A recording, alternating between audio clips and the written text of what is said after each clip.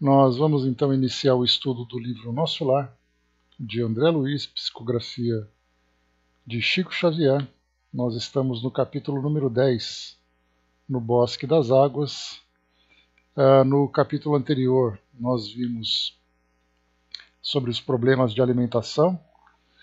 Isso porque esse capítulo é interessante, porque de imediato nós pensamos,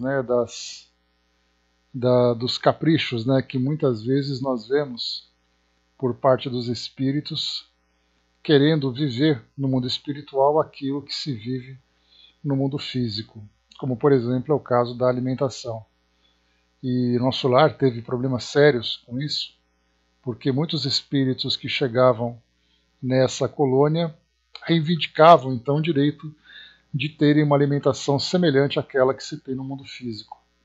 E foi um trabalho difícil para fazer com que os espíritos então se libertassem desse condicionamento e começassem a viverem como espíritos que são, embora ainda apegados, muito próximos ao mundo físico. Então, o que foi descrito por André Luiz foi exatamente espíritos que chegavam após a desencarnação no mundo espiritual e levavam ainda um apego muito grande a tudo aquilo que era vivido no mundo físico, em especial, nesse caso, a alimentação. E também traz para nós uma informação importante a respeito do grau evolutivo dos espíritos que estão hospedados em Nosso Lar, e porque a ideia que nós temos da sua descrição em termos de arquitetura, em termos de atividades que lá se desenvolvem, nós imaginamos que somente espíritos elevados que vão para esse ambiente. E na verdade nós vemos ali que os trabalhadores mais elevados que vão para Nosso Lar são realmente espíritos mais esclarecidos que estão lá para ajudar exatamente os espíritos ainda imperfeitos, com muitas dificuldades, com muitas tendências ainda negativas, que chegam no mundo espiritual e são acolhidos então por essa colônia.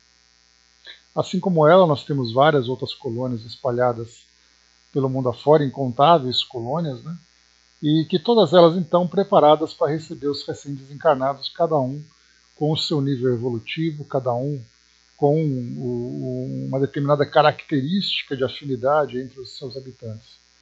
Como é o caso, por exemplo, que nós vemos, colônias espirituais que acolhem espíritos voltados para as artes, por exemplo, outros voltados para a ciência, e assim, várias atividades que vão se desenvolvendo.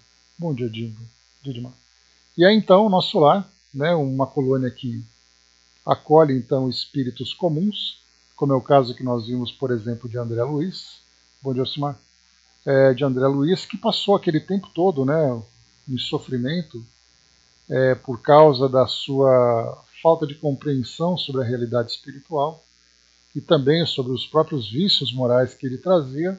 Ele foi então direcionado para essa colônia. Então, se nós temos essa expectativa de imaginar que essa em especial é uma colônia apenas para os eleitos, pelo contrário, ela se mostra exatamente como uma instituição para acolher espíritos ainda numa condição de sofrimento. E aí então, na vivência e no desenvolvimento das atividades nessa colônia, é que o espírito vai se elevando, vai se reequilibrando perante as leis divinas.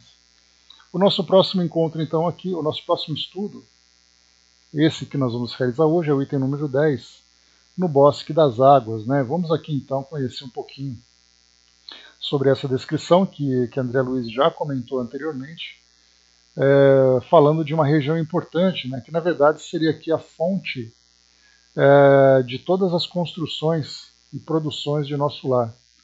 Então ele diz para nós: dado o meu interesse crescente pelos processos de alimentação, Lise as convidou.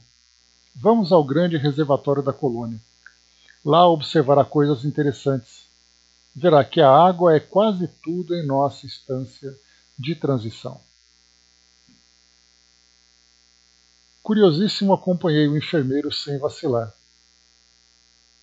Deixa eu ver aqui, acho que a gente já leu essa parte, Deixa eu lembrar aqui. Que ele pega aqui, fala sobre o lar dos namorados e tudo, Deixa eu ver aqui. Só um instantinho. Então, adiantando, né, nós já fizemos o capítulo número 10, vamos agora para o capítulo número 11, Notícias do Plano. Estava ali repetindo o tema que foi abordado na semana passada. Então vamos lá, Notícias do Plano. Desejaria, meu generoso companheiro, facultar-me observações diferentes nos diversos bairros da colônia, mas obrigações imperiosas chamavam-no ao posto. Terá você ocasião de conhecer as diversas regiões de nossos serviços, exclamou bondosamente, pois conforme vê, os ministérios do nosso lar são enormes células de trabalho ativo. Nem mesmo alguns dias de estudo oferecem ensejo a visão detalhada de um só deles. Não lhe faltará oportunidade, porém.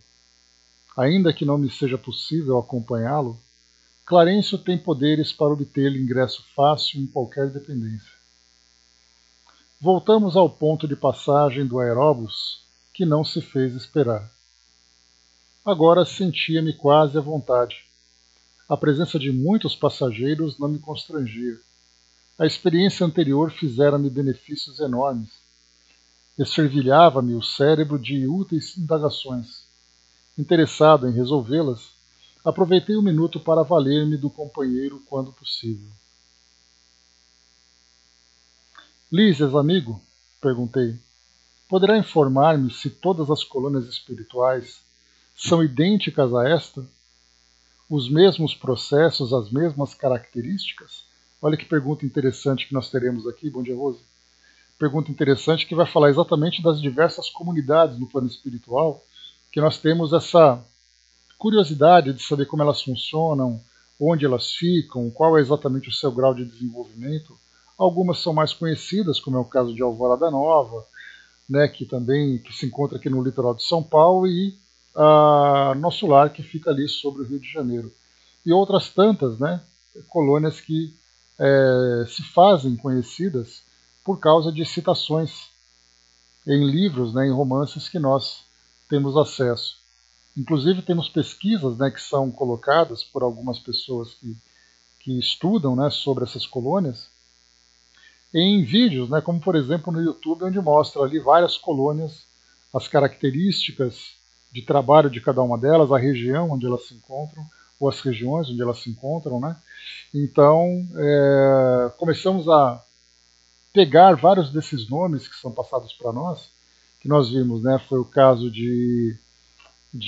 por exemplo, do Hospital Maria de Nazaré, que não deixa de ser ali uma instituição pertencente a uma comunidade maior, como nós chegamos a ver no desenvolvimento do livro Memórias de um Suicida.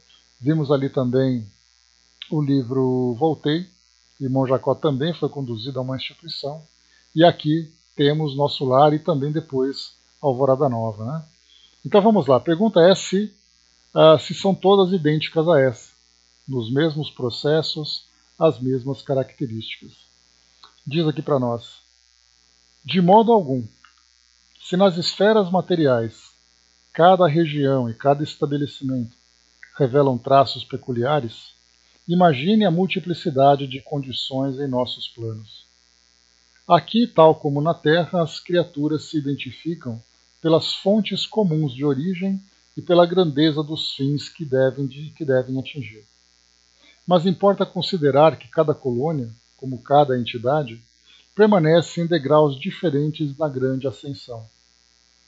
Todas as experiências de grupo diversificam-se entre si, e Nosso Lar constitui uma experiência coletiva dessa natureza. Segundo nossos arquivos, muitas vezes os que nos antecederam buscaram inspiração nos trabalhos de abnegados trabalhadores de outras esferas. Em compensação, outros agrupamentos buscam o nosso concurso para outras colônias em formação. Cada organização, todavia, apresenta particularidades essenciais. Partiu daqui a interessante formação de ministérios? Sim, os missionários da criação de Nosso Lar visitaram os serviços de Alvorada Nova, uma das colônias espirituais mais importante que nos circunvizinham, e ali encontraram a divisão por departamentos. Adotaram o processo mas substituíram a palavra e departamento por ministério, com exceção dos serviços regeneradores, que somente com o governador atual conseguiram elevação. Assim procederam, considerando que a organização em ministérios é mais expressiva como definição de espiritualidade. Muito bem, acrescentei. E então é tudo, prosseguiu o enfermeiro atencioso. A instituição é eminentemente rigorosa no que concerne à ordem e à hierarquia. Nenhuma condição de destaque é concedida aqui a título de favor. Somente 4 entidades conseguiram ingressar com responsabilidade definida no curso de 10 anos no Ministério da União Divina. Em geral, todos nós, decorrido longo estágio de serviço e aprendizado, voltamos a reencarnar para atividades de aperfeiçoamento. Então, a grande maioria daqueles trabalhadores e habitantes dessa colônia se preparam então para a nova reencarnação, diferentemente de outros espíritos que têm ali como compromisso a sustentação e a coordenação das atividades dessa instituição. Enquanto eu ouvia essas informações, justamente curioso, Lísias continuava. Quando os recém-chegados das zonas inferiores do umbral se revelam aptos a receber cooperação fraterna, demoram no Ministério do Auxílio. Quando, porém, se mostram refratários, são encaminhados ao Ministério da Regeneração.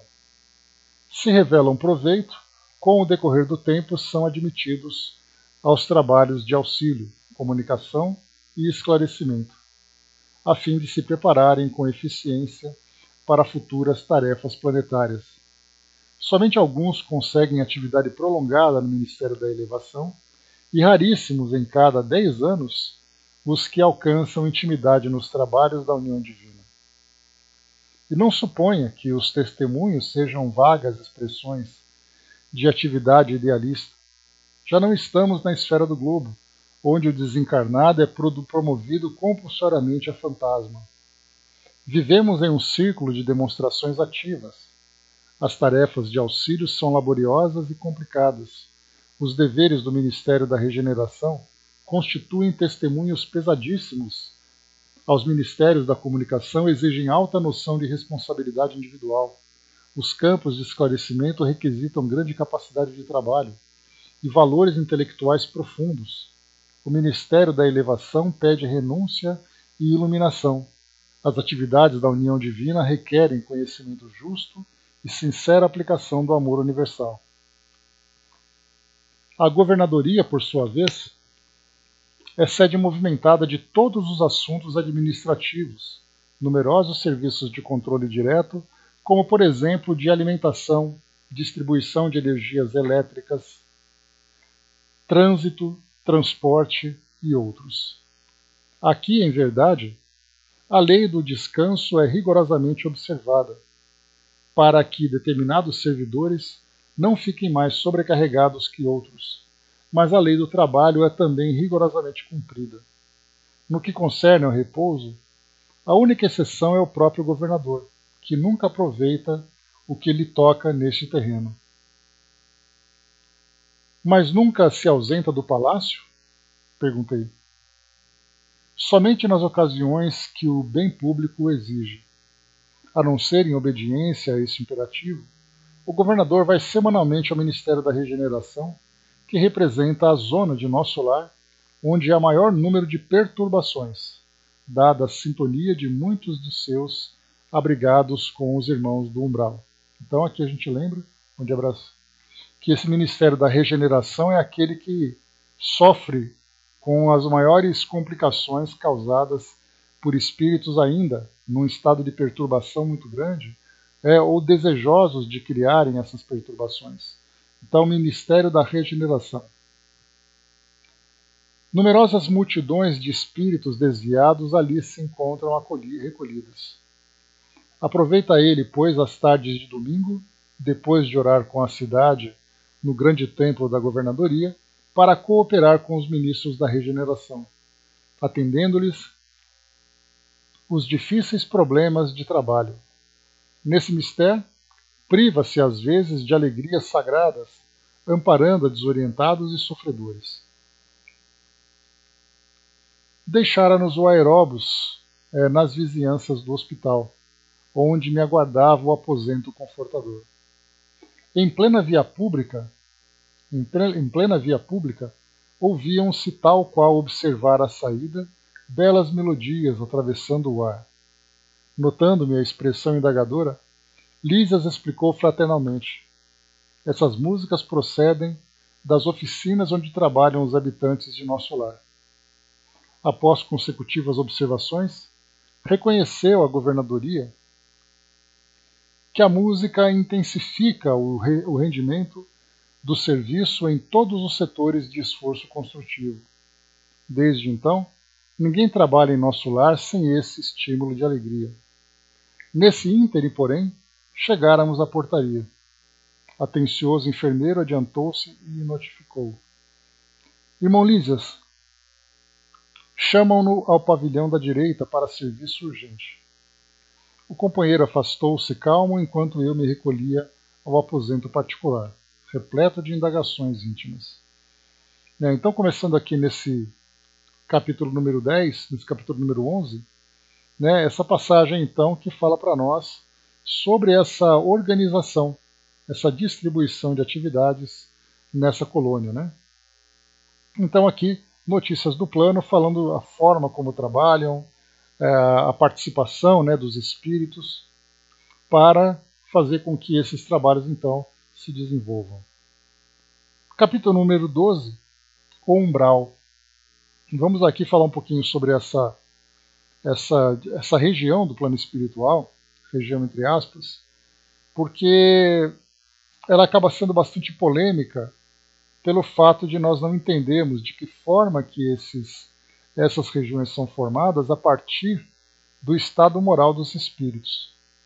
Porque se nós dizemos que, como lembra Raul Teixeira, que se o céu, dentro dessa visão religiosa e tradicional, para nós espíritas, se transformou em nosso lar, o inferno acaba também se transformando no umbral. Então vamos separar um pouquinho exatamente sobre o significado de cada uma delas, a definição de cada uma dessas comunidades, desses grupos, dessas regiões, para entendermos no modo como elas são então construídas. Então diz aqui para nós o capítulo número 12. Após receber tão valiosas elucidações, aguçava-se-me o desejo de intensificar a aquisição de conhecimentos relativos a diversos problemas que a palavra de Lísias sugeria.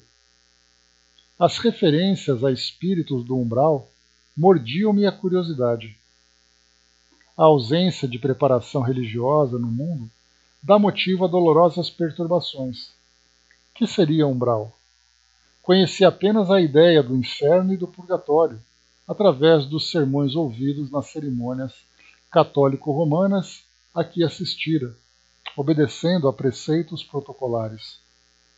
Deste umbral, porém, nunca tivera notícias. Então, o que André Luiz coloca para nós nesse início é que tudo aquilo que ele ouvia falar do mundo espiritual era aquela instrução automática, que ele recebia quando participava das missas das igrejas católicas, e ele então participava quase que como uma obrigação protocolar, como foi colocado.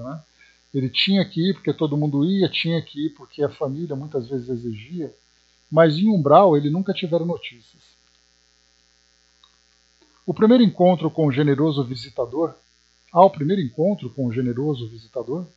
minhas perguntas não se fizeram esperar.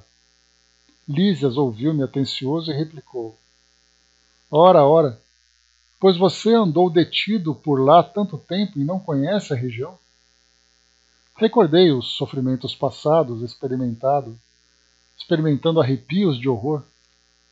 O umbral, continuou ele, solícito, começa na crosta terrestre. É a região obscura de quantos no mundo não se resolveram a atravessar as portas dos deveres sagrados a fim de cumpri-los, demorando-se no vale da indecisão ou no pântano dos erros numerosos. Quando o espírito reencarna, promete cumprir o programa de serviços do Pai. Entretanto, ao recapitular experiências no planeta, é muito difícil fazê-lo para só procurar o que lhe satisfaça o egoísmo. Assim é que mantidos são o mesmo ódio aos adversários e a mesma paixão pelos amigos. Mas nem o ódio é justiça, nem paixão é amor. Tudo que excede, sem aproveitamento, prejudica a economia da vida. Pois bem, todas as multidões de desequilibrados permanecem nas regiões nevoentas que se seguem aos fluidos carnais. O dever cumprido é uma porta que atravessamos no infinito, rumo ao continente sagrado da união com o Senhor. É natural, portanto, que o homem esquivo à obrigação justa tenha essa bênção indefinidamente adiada. Notando minha dificuldade para aprender todo o conteúdo do ensinamento, com vistas à minha quase total ignorância dos princípios espirituais, Lísias procurou tornar a lição mais clara. Imagine que cada um de nós, renascendo no planeta, somos portadores de um fato sujo para lavar no tanque da vida humana. Essa roupa imunda é o corpo causal, tecido por nossas mãos nas experiências anteriores. Compartilhando de novo as bênçãos da oportunidade terrestre, esquecemos, porém, o objetivo essencial e, ao invés de nos purificarmos pelo esforço da lavagem, manchamo-nos ainda mais, contraindo novos laços e encarcerando-nos a nós mesmos em verdadeira escravidão. Ora, se ao voltarmos ao mundo procurávamos um meio de fugir à sujidade, pelo desacordo de nossa situação com o meio elevado, como regressar a este mesmo ambiente luminoso em piores condições? O umbral funciona, portanto, como região destinada ao esgotamento de resíduos mentais, uma espécie de zona purgatorial, onde se queima a prestação, o material deteriorado das ilusões que a criatura adquiriu por atacado, menosprezando o sublime ensejo de uma existência terrena. A imagem não podia ser mais clara, mais convincente. Então aqui, o que nós vemos nessa descrição de Lísias, falando para nós sobre essa região do umbral, então mostra que é esse estado que nós podemos chamar de um estado purgatório, onde o espírito que desencarna, ainda trazendo ligações bastante negativas com o mundo espiritual, ele então vai transformando essas energias negativas, vai neutralizando, na verdade, essas energias negativas, para poder depois chegar ao mundo espiritual de modo mais equilibrado. E aí então cada espírito vai vivendo experiências, né, de acordo com suas necessidades, de acordo com o seu apego. Por isso então, quando Lísias comenta, né, que todos nós então chegamos no mundo físico pelo processo da reencarnação, levando ali os débitos que precisam ser quitados. Envolvidos então pelas influências do mundo material e também as nossas próprias tendências que vão aflorando, nós não só não resolvemos as questões pendentes que nós levamos, como nós ainda agravamos, criando novas situações. Então, nessa fase evolutiva, né, em que nós nos encontramos, isso acaba sendo quase que uma rotina. Nós reencarnamos, falhamos mais, voltamos ao mundo espiritual com maior desequilíbrio. Então, para podermos chegar ao mundo espiritual, precisamos passar por essa depuração, dissipando então essas energias que nos vinculavam às nossas histórias aqui no mundo físico. E aí então o espírito, depois de passar por essa depuração, infelizmente ainda, né, através de muita dor, de muito sofrimento, ele então chega no mundo espiritual como um enfermo, mas um enfermo já num processo de início de reequilíbrio. Diz para nós aqui ainda: não havia como disfarçar minha justa admiração. Compreendendo o efeito benéfico que me traziam aqueles esclarecimentos, Lísias continuou: o umbral é região de profundo interesse para quem esteja na Terra. Concentra-se aí tudo que não tem finalidade para a vida superior. E note você que a providência divina agiu sabiamente, permitindo se criasse tal departamento em torno do planeta. Há legiões compactas de almas irresolutas e ignorantes que não são suficientemente perversas para serem enviadas a colônias de reparação mais dolorosa, nem bastante nobres para serem conduzidas a planos de elevação. Representam fileiras de habitantes do umbral, companheiros imediatos dos homens encarnados, separados deles apenas por leis vibratórias. Não é de estranhar, portanto, que semelhantes lugares se caracterizem por grandes perturbações. Lá vivem, agrupam-se os revoltados de toda a espécie. Formam igualmente núcleos invisíveis de notável poder pela concentração das tendências e desejos gerais. Muita gente da Terra não recorda que se desespera quando o carteiro não vem, quando o comboio não aparece, pois o umbral está repleto de desesperados. Por não encontrarem o Senhor à disposição dos seus caprichos, após a morte do corpo físico, e sentindo que a coroa da vida eterna é a glória intransferível dos que trabalham com o Pai, essas criaturas se revelam e demoram em mesquinhas edificações.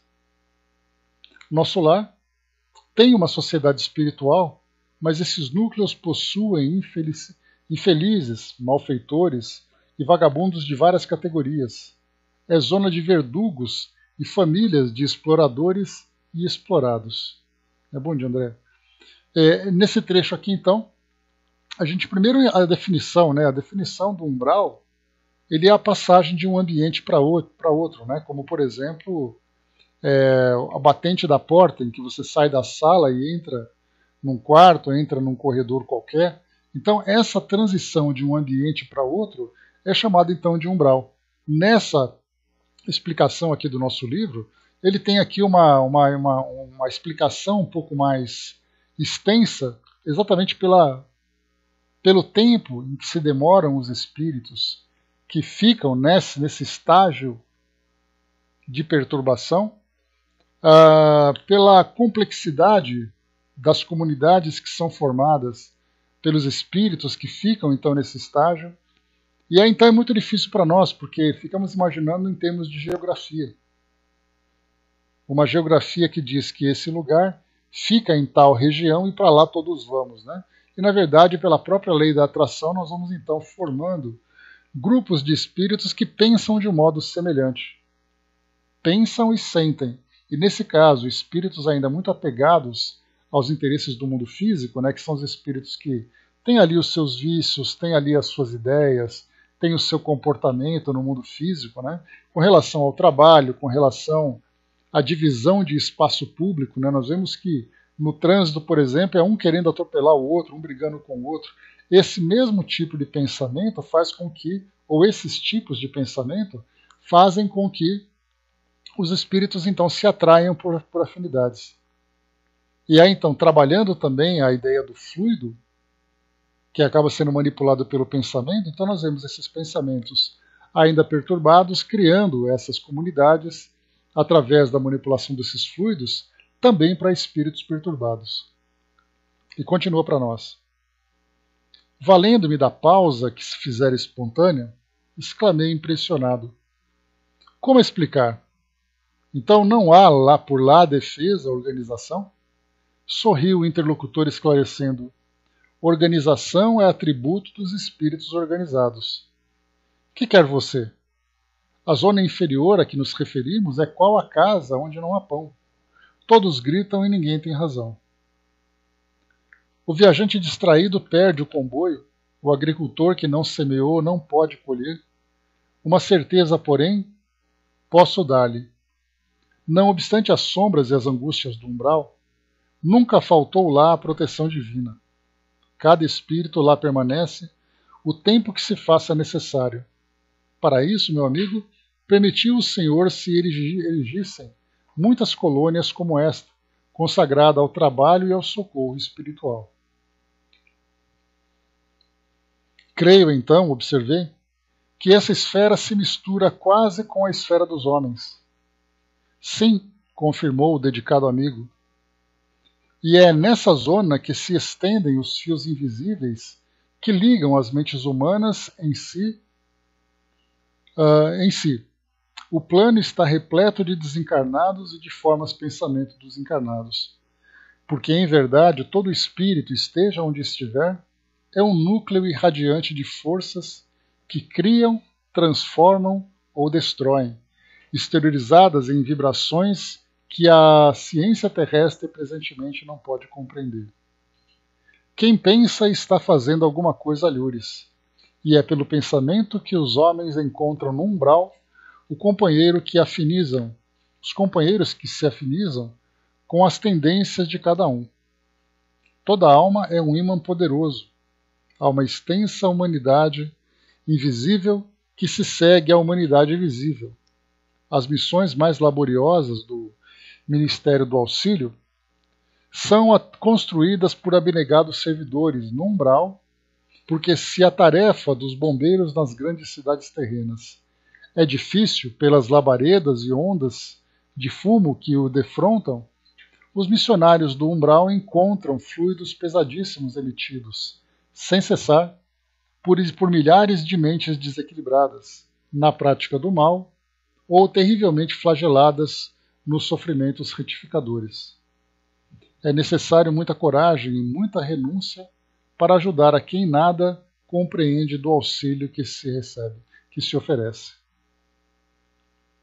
Rapidinho aqui, André colocou, né, sentem que ainda como se estivessem na Terra ou já entendem que estão desencarnados. E o tempo varia de acordo com o entendimento? Olha, André, segundo aquilo que é passado para nós pelos espíritos, essa indefinição com relação à morte que os espíritos sentem é algo bastante comum. O espírito não sabe que desencarnou, mas ele acaba sendo atraído por essa lei da afinidade, envolvendo todos os espíritos que pensam dessa mesma forma. Alguns deles, chegando no plano espiritual, acabam sendo esclarecidos, então, por aqueles que estão próximos a ele, e aí depois eles passam a se desenvolver. No caso de André Luiz que nós vimos, ele chegou no plano espiritual, né, com a dúvida de que ele tinha morrido, mas ele continuava vivo, dentro dessa linguagem popular que nós temos, né? E aí depois, então, ele começou a sofrer aquelas perseguições, viu ali tantos e tantos espíritos com maiores perturbações que a dele, até chegar o momento em que ele foi, então, recolhido por aquela equipe de resgate, né, que visita, então, esse plano para observar ali o comportamento dos espíritos. Então nós podemos ter espíritos que sabem que desencarnaram e outros espíritos que não sabem, mas o grande ponto comum, o fator comum entre todos eles, é exatamente o padrão moral em que eles se encontram. Então não importa se ele sabe que morreu ou se não sabe que morreu. O que importa é que ele vivia de um modo desequilibrado no mundo físico e lá no plano espiritual, então, ele continua alimentando o mesmo padrão vibratório. Então tudo vai, né, se desenvolvendo conforme o espírito vai se esclarecendo e se transformando. Enquanto não acontece essa transformação, ele vai então se depurando através da dor. Porque ele se encontra ainda muito ligado ao mundo físico, né? O Braz lembrou, né, isso acontece com quase toda a totalidade do terráqueo, né? Morre e não sabe. É aquela surpresa, né? O tempo pode ser maior ou menor para esse despertamento de acordo com o espírito, de acordo com a realidade que ele vê em torno dele, mas é sempre uma surpresa. Principalmente, né, quando nós temos ali aqueles espíritos que desencarnam de uma forma súbita. Para aqueles que se encontram, né, numa doença degenerativa, que acaba levando, né, a morte do corpo físico, ele meio que fica preparado conforme o seu estado de saúde vai agravando. Mas agora, quando são reencarnações súbitas, a maioria dos espíritos se encontram realmente com essa dúvida sobre a sua vida no mundo físico ou não. Principalmente quando ele começa também a alimentar crenças, né? Porque lembra que nós a partir das nossas crenças, nós vamos então criando um mundo espiritual na nossa mente. Muitos espíritos então desencarnam acreditando que vai encontrar tudo aquilo que é descrito nos textos bíblicos, por exemplo. Que vai se encontrar com um palácio, que vai encontrar um trono, onde Jesus vai estar esperando, ou então o inferno, onde nós teremos ali, né, as entidades que habitam essa região e tudo mais. E aí então quando ele desencarna, sua mente procura essa realidade. Se ele tem consciência da sua desencarnação. Se ele não tem, ele continua vivendo exatamente aquilo que fazia parte, né, do seu modo de viver. Vamos em frente.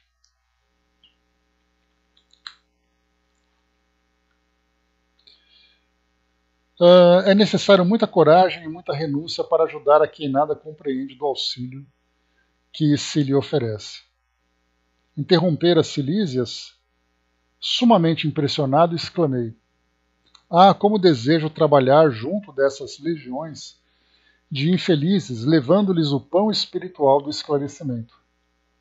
O enfermeiro amigo fixou-me bondosamente e, depois de meditar em silêncio por largos instantes, acentuou ao despedir-se: será que você se sente com o preparo indispensável para semelhante serviço? Então aqui ficamos, né, nessa parte do umbral, nessa descrição. No capítulo número 13, continuando aqui na sequência, no gabinete do ministro. Vamos ver aqui André Luiz, então, começando a se orientar sobre as atividades que ele tem ali competência, condições de desenvolver. O Braz lembrou aqui também, né, o maior segredo que ainda envolve essa humanidade é as diferentes dimensões da matéria. Né? Estamos ainda muito distantes dessa compreensão, não tenhamos dúvida nenhuma disso. Então, no gabinete do ministro, vamos lá. Com as melhoras crescentes, surgia a necessidade de movimentação e trabalho. Decorrido tanto tempo, esgotados anos difíceis de luta, volvia-me o interesse pelos afazeres que enchem o dia útil de todo homem normal no mundo. Incontestável que havia perdido excelentes oportunidades na terra, que muitas falhas me assinalavam o caminho. Agora, porém, recordava os 15 anos de clínica, sentindo um certo vazio no coração.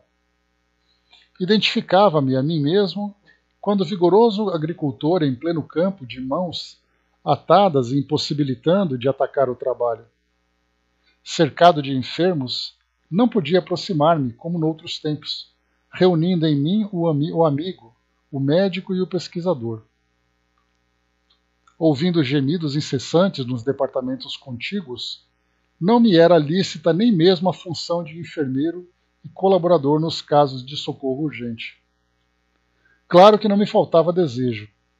Minha posição ali, contudo, era assaz humilde para me atrever. Os médicos espirituais eram detentores de técnica diferente. No planeta, sabia que meu direito de intervir começava nos livros conhecidos e nos títulos conquistados, mas naquele ambiente novo, a medicina começava no coração, exteriorizando-se em amor e cuidado fraternal. Qualquer enfermeiro, dos mais simples em nosso lar, tinha conhecimentos e possibilidades muito superiores à minha ciência. Inexeguível, portanto, qualquer tentativa de trabalho espontâneo por constituir, a meu ver, invasão de seara alheia. No apuro de tais dificuldades, Lísias era o amigo indicado às minhas confidências de irmão. Interpelado, esclareceu: por que não pedir o socorro de Clarencio? Atendê-lo-á por certo. Peça-lhe conselhos. Ele pergunta sempre por sua pessoa e tudo fará a seu favor. Animou-me grande esperança. Consultaria o Ministério do Auxílio.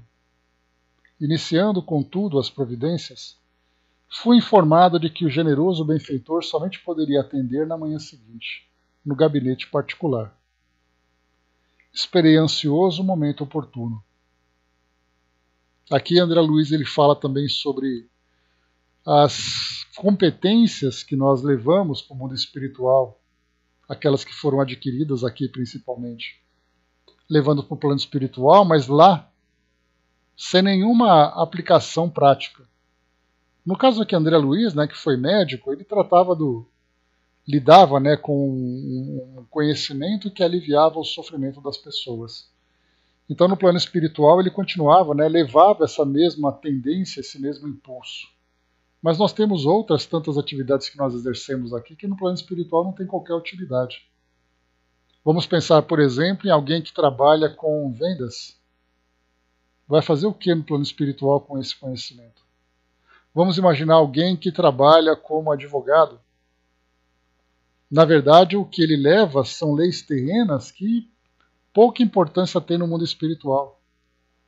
Então, de acordo com a atividade que nós realizamos, chegamos no mundo espiritual completamente desprovidos de competências para cumprir qualquer atividade nessa outra dimensão.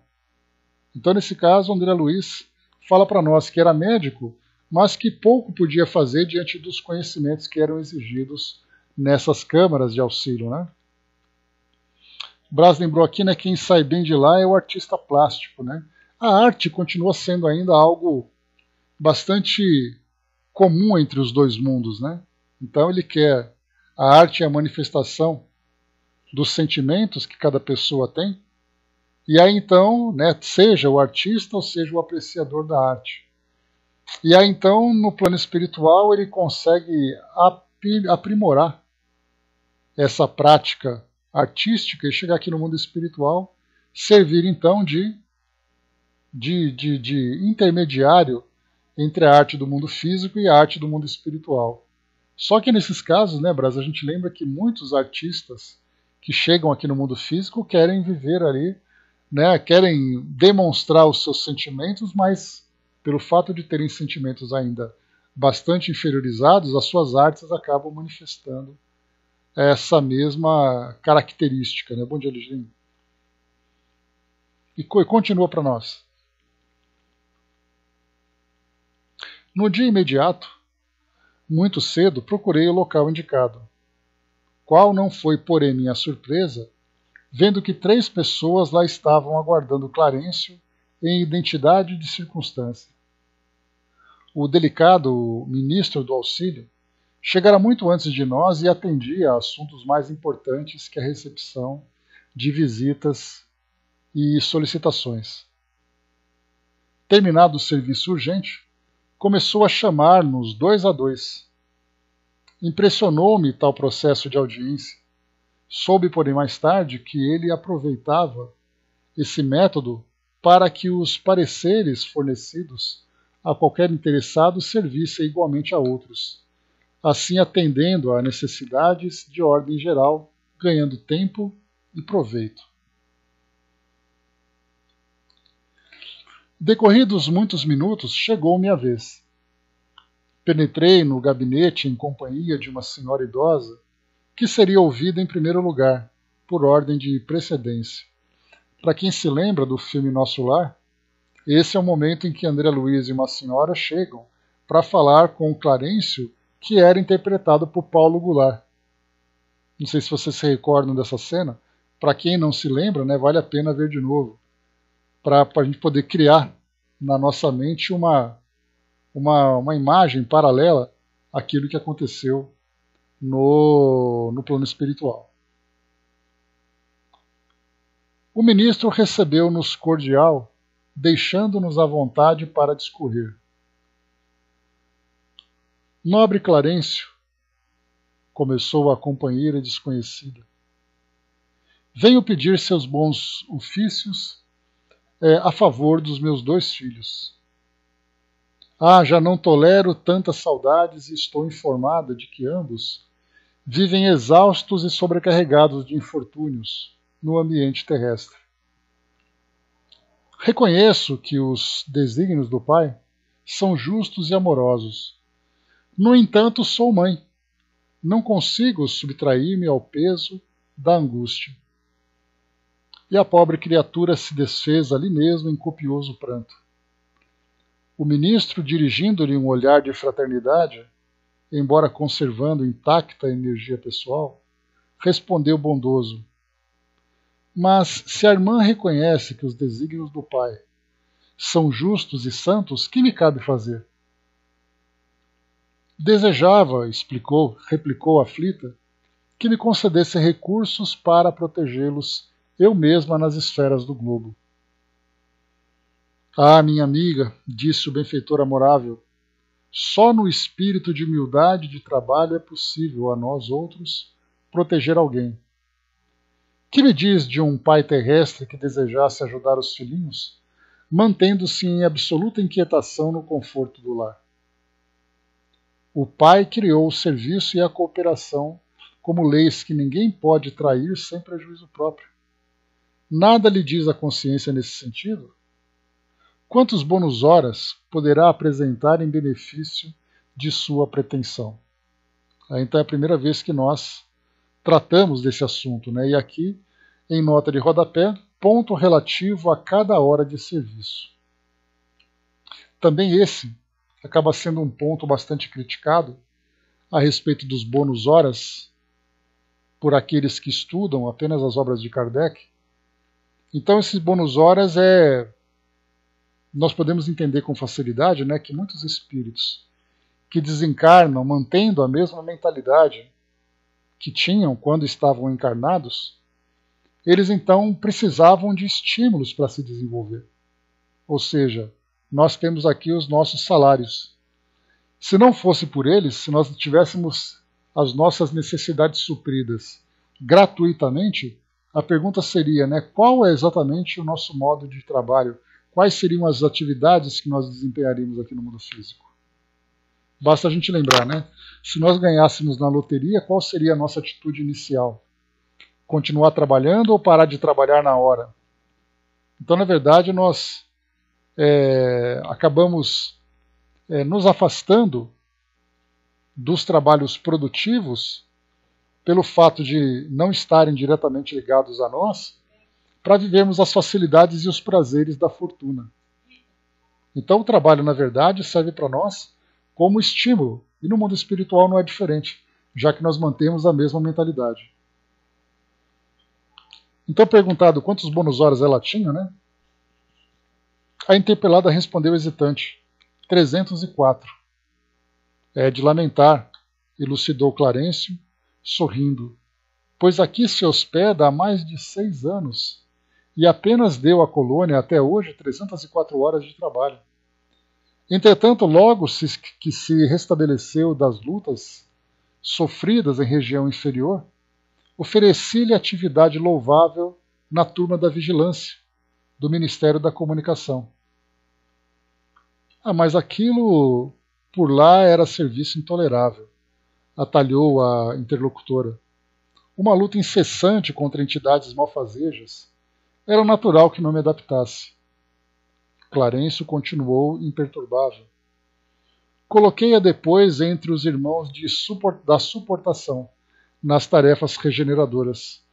Pior, exclamou a senhora, aqueles apartamentos andam repletos de pessoas imundas, palavrões, indecências, miséria.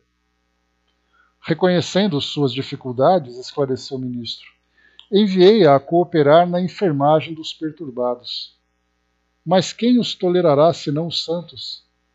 Inquiriu a pedinte rebelde. Fiz o possível. Entretanto, aquela multidão de almas desviadas assombra a qualquer. Não ficaram aí meus esforços, replicou o benfeitor, sem se perturbar. Localizei-a nos gabinetes de investigação e pesquisas do Ministério do Esclarecimento. E, contudo, talvez enfadada com as minhas providências, a irmã se recolheu deliberadamente aos campos de repouso. Era também impossível continuar ali, disse a impertinente. Só encontrei experiências exaustivas, fluidos estranhos, chefes ásperos. Pois note, minha amiga, esclareceu o devotado e seguro orientador, o trabalho e a humildade são as duas margens do caminho de auxílio. Para ajudarmos alguém, precisamos de irmãos que se façam cooperadores, amigos, protetores e servos nossos.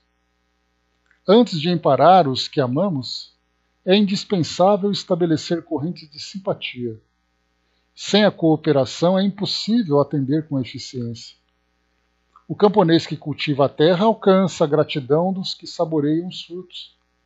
O operário que entende os chefes exigentes executando-lhes as determinações representa o sustentáculo do lar, em que o Senhor o colocou.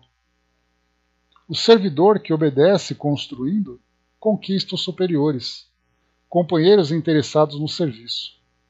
E nenhum administrador intermediário poderá ser útil aos que ama, se não souber servir e obedecer nobremente. Fira-se o coração, experimente-se a dificuldade, mas que saiba cada qual que o serviço útil presente, acima de tudo ao doador, pertence, acima de tudo, ao doador universal. Depois de pequena pausa, continuou. Que fará, pois, na terra, se não aprendeu ainda a suportar coisa alguma? Não duvido da sua dedicação aos filhos queridos, mas importa notar que haveria de comparecer por lá como mãe paralítica, incapaz de prestar socorro justo. Para que qualquer de nós alcance a alegria de auxiliar os amados, faz-se necessária a interferência de muitos a quem tenhamos ajudado por nossa vez. Os que não cooperam não recebem cooperação. Isto é da lei eterna. E se minha irmã nada acumulou de seu para dar, é justo que procure a contribuição amorosa dos outros. Mas como receber a colaboração imprescindível, se ainda não semeou, nem mesmo a simples simpatia? Volte aos campos de repouso onde se abrigou ultimamente, e reflita. Examinaremos depois o assunto com a devida atenção. Sentou-se a mulher inquieta, enxugando lágrimas copiosas. Em seguida, o ministro fitou-me compassivamente e falou: Aproxime-se, meu amigo. Levantei, hesitante, para conversar.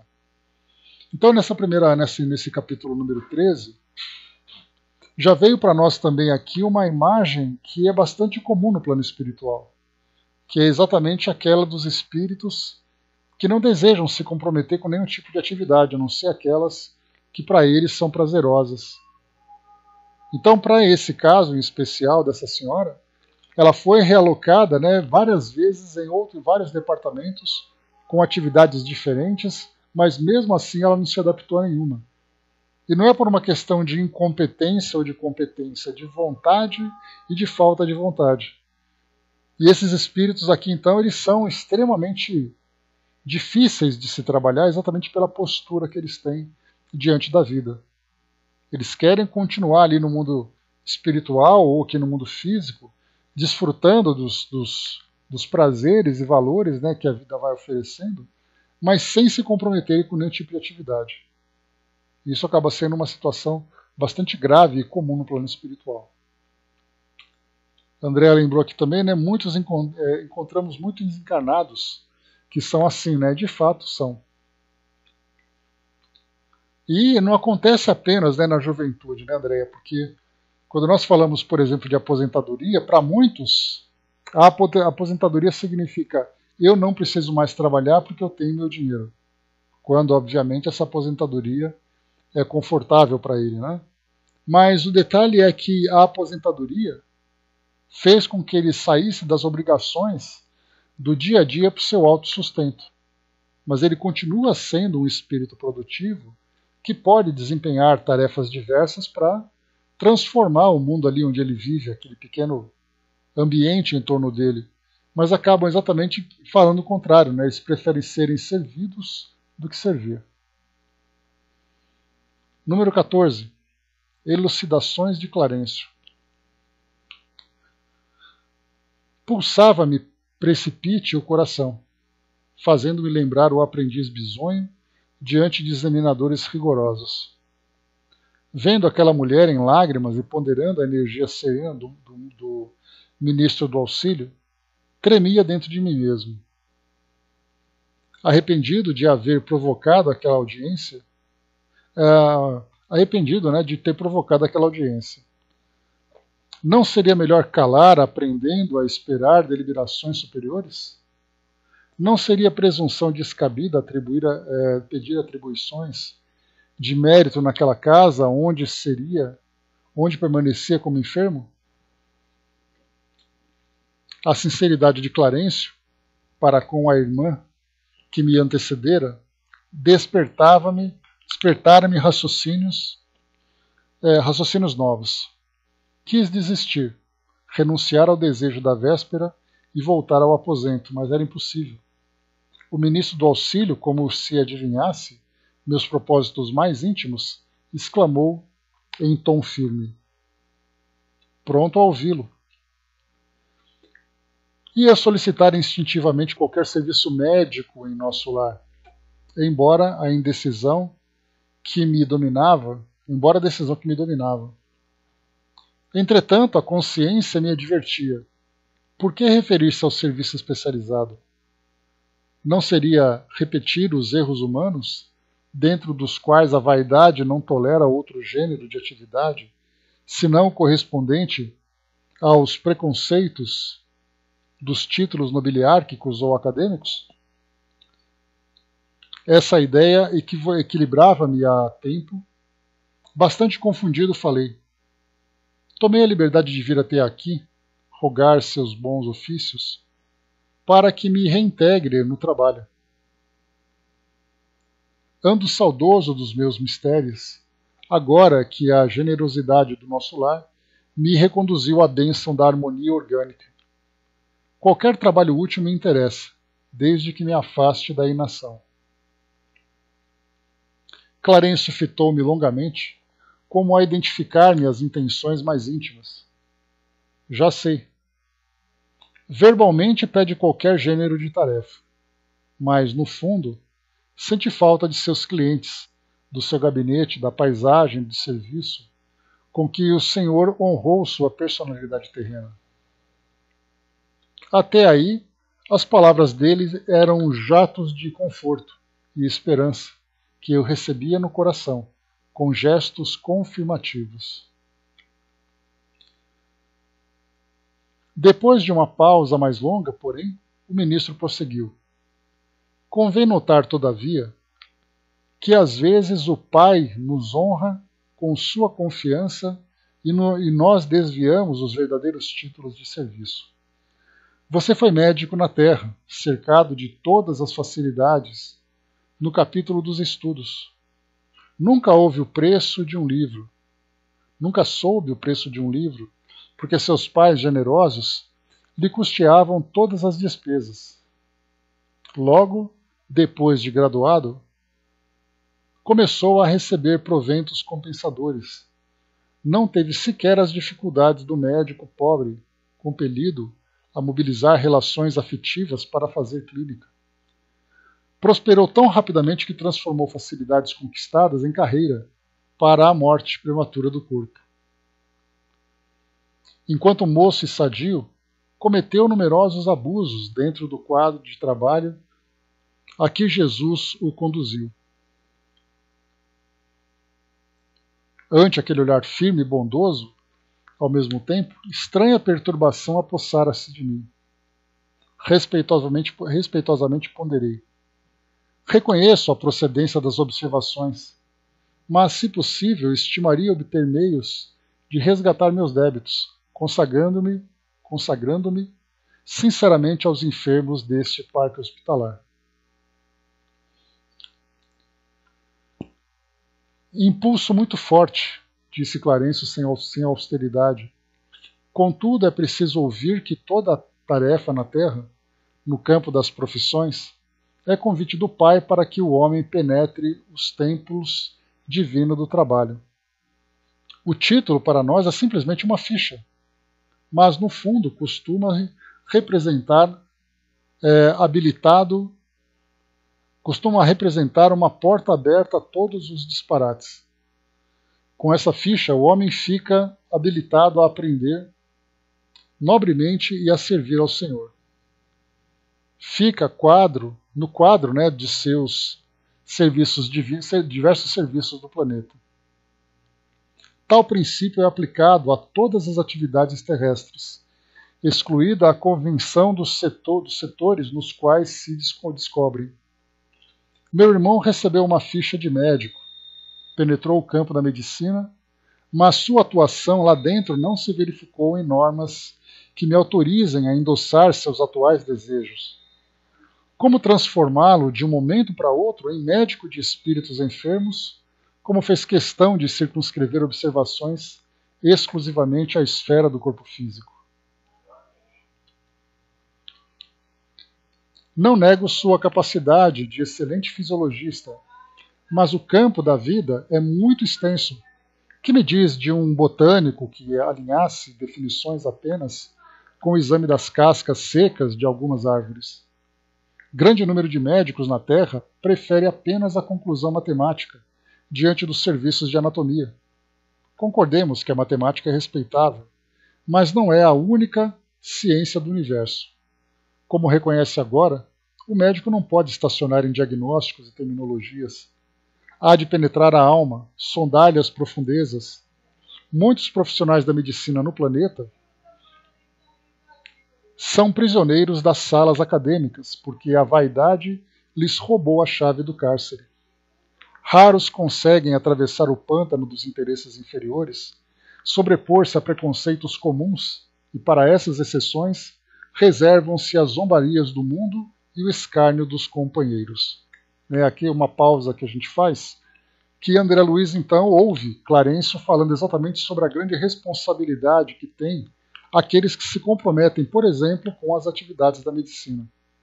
Mas a mesma coisa nós podemos encontrar aqueles que trabalham com a legislação, no caso dos advogados, podemos falar dos professores, podemos falar de várias e várias atividades que nós temos aqui no mundo físico, em que o aspecto humano é o principal, mas acabam ficando secundário porque o que importa é o sucesso profissional. A ideia do sucesso para nós aqui no mundo material é quase que parte da nossa educação.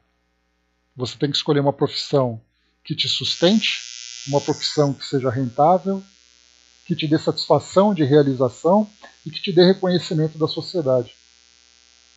E aqueles que não desempenham uma tarefa que receba esses títulos ou esse reconhecimento são sempre tarefas que são desprezadas. Então o que chama a atenção aqui é que sim, muitos de nós então temos no nosso planejamento reencarnatório a oportunidade de desempenharmos determinadas funções. Mas juntamente com a concessão dessa oportunidade do exercício profissional, vem todas as responsabilidades que o indivíduo tem.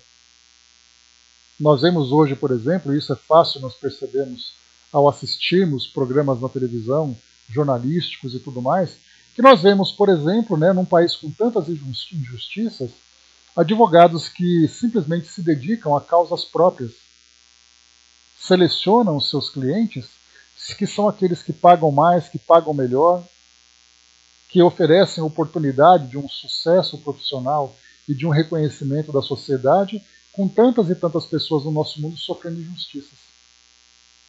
Vemos professores que buscam cursos de formação para terem um bom salário, procuram aquelas instituições que são as mais reconhecidas, num país em que nós temos tantas e tantas crianças, alunos que precisam de ajuda para se desenvolverem no campo intelectual, no campo acadêmico. E assim nós podemos estender a tantos outros. Pessoas que se comprometeram, por exemplo, de reencarnarem e desenvolverem atividades na área da segurança, na verdade fazem isso muito mais para impor a sua autoridade e para colocar, para exteriorizar aquele instinto de violência que existe dentro deles. Então por isso André Luiz traz para nós aqui nesse capítulo, nesse capítulo, essas orientações de Clarencio que fez com que ele se sentisse bastante constrangido. Porque mostra que ele era médico, mas era aquele médico que atendia no seu consultório apenas os pacientes que era de sua conveniência. Tem inclusive uma cena que o ator que interpretou o papel de André Luiz, aquela cena do consultório, em que nós tínhamos ali, depois vai falar um pouco mais para frente, a secretária dele, que era a recepcionista do consultório, procurava de vez em quando inserir um paciente que não tinha condições de pagar uma consulta particular, lembrando que naquela época não havia plano de saúde, né? Então, os serviços públicos, como sempre deficientes, então essa secretária inseria esses pacientes para atendimento gratuito. E André Luiz, então, ele não gostava dessa atitude dele, da secretária, porque ele queria atender pacientes que pagavam, e não aqueles para quem ele trabalhava de graça. Essa era uma visão que ele tinha, né? O trabalho dele era um trabalho que dava a ele status social, mas também a conquista de um patrimônio. Fiquei atônito. Não conhecia tais noções de responsabilidade profissional. Assombrava-me a interpretação do título acadêmico reduzido à ficha de ingresso em zonas de trabalho para cooperação ativa com o Senhor Supremo.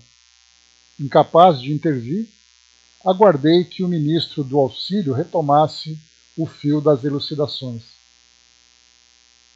Conforme deduzo, continuou ele, não se preparou convenientemente para os nossos serviços aqui. Generoso benfeitor, atrevi-me a dizer, compreendo a lição e curvo-me a evidência.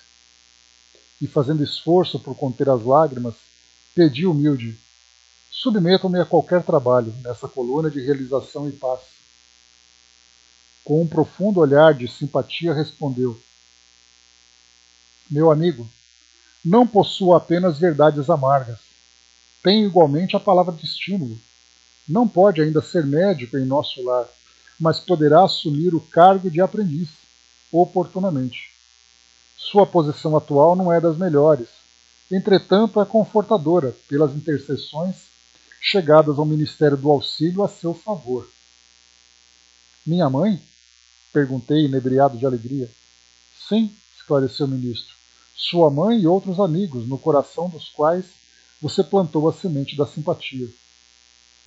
Logo após a sua vinda, pedi ao Ministério do Esclarecimento providenciasse a obtenção de suas notas, que examinei atentamente.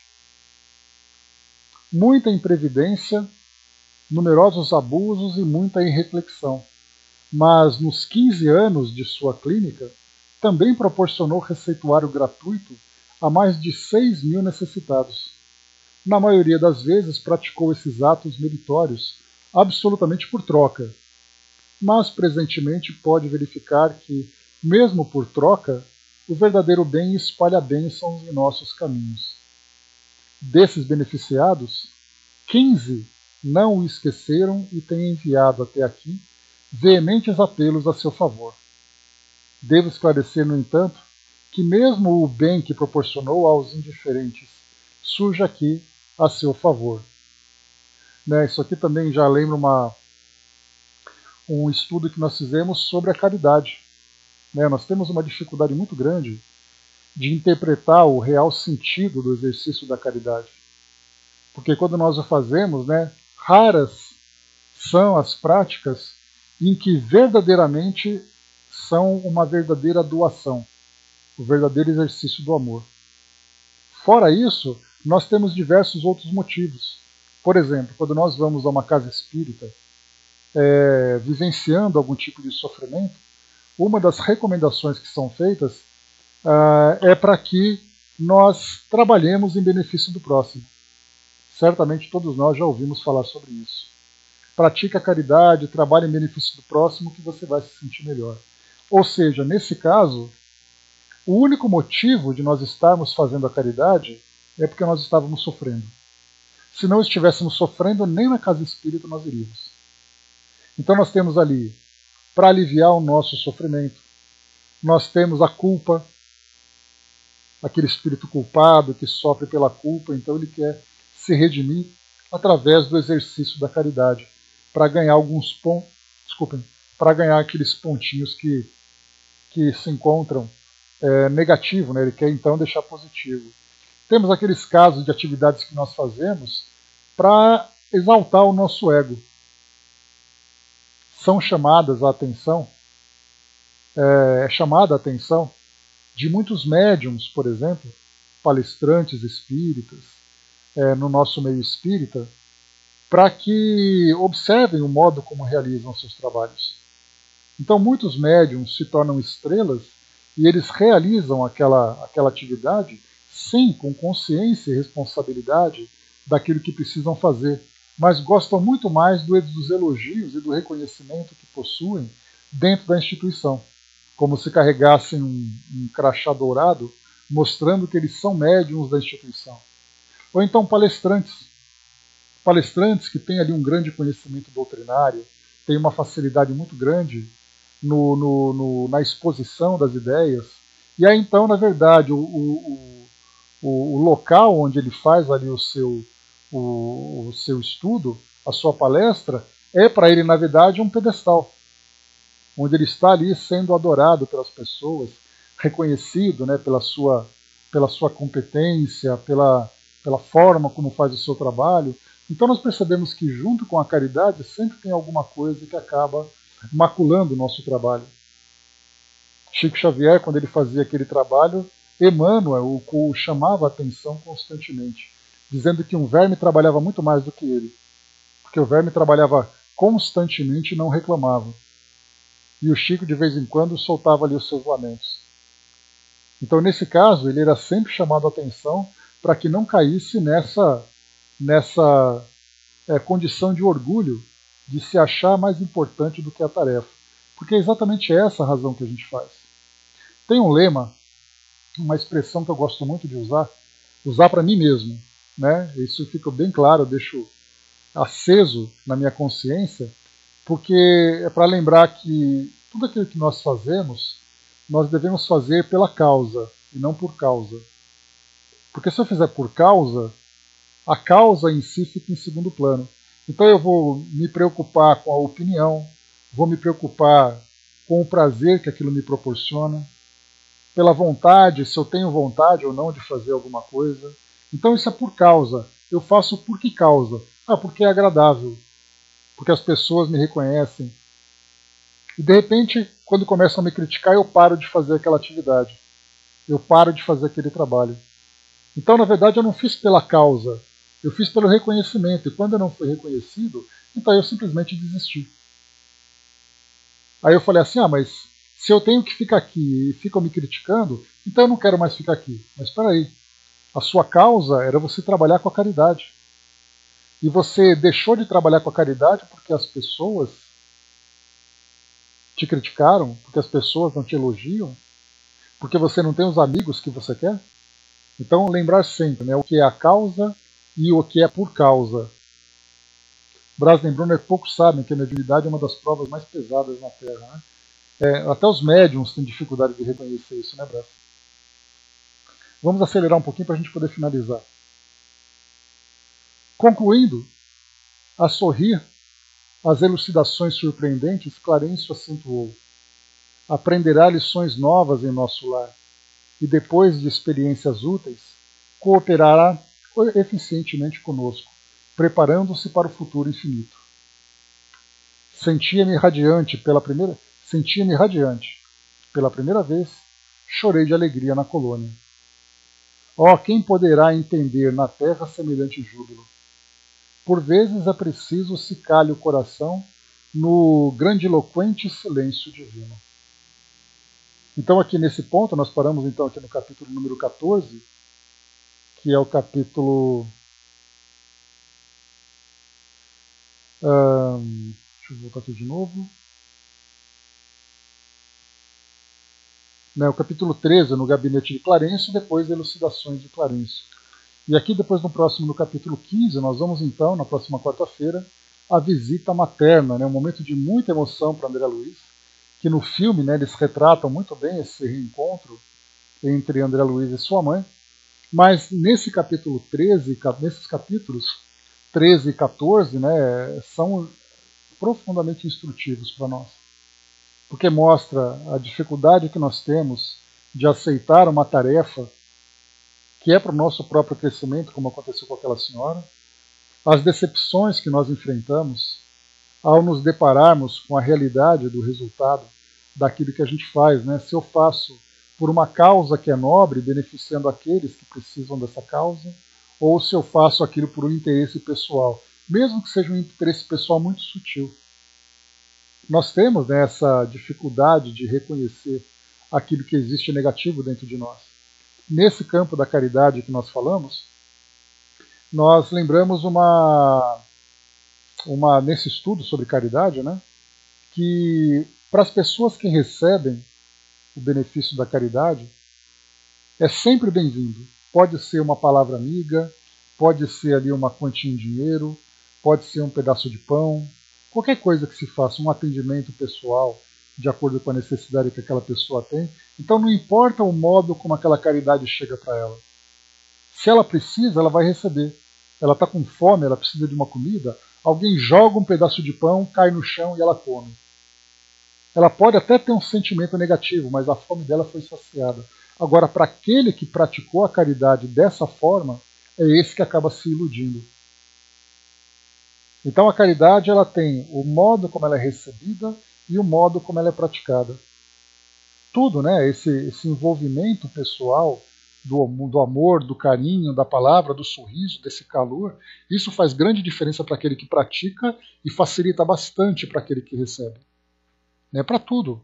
Desde apenas uma palavra que você fala, a forma como você fala, até aquilo que você oferece de material. Então é isso que aqui Clarencio passa para André Luiz.